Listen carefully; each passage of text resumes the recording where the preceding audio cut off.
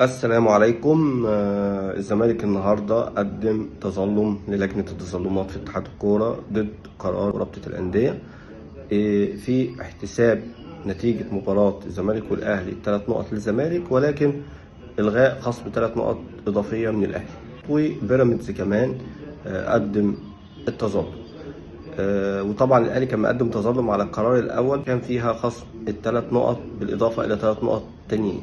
لجنة التظلمات كانت قالت إن هي هتحسم موقفها من التظلم بتاع النادي الأهلي قبل بداية مباريات الأسبوع الثاني من الدور الثاني، اللي هو هيبدأ يوم 12، يعني أقل من أسبوع أو أسبوع.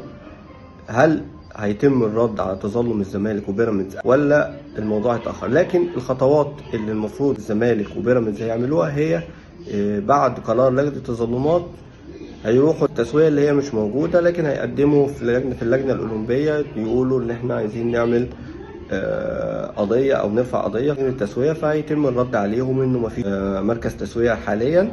وبالتالي ساعتها الزمالك وبيراميدز عملوا أو استنفذوا كل الخطوات القانونية اللي بعديها يقدروا يشتكوا في المحكمة الرياضية الدولية. خلينا نشوف الساعات القادمة هيحصل فيها إيه، ولجنة التظلمات هتطلع قرار ولا لأ،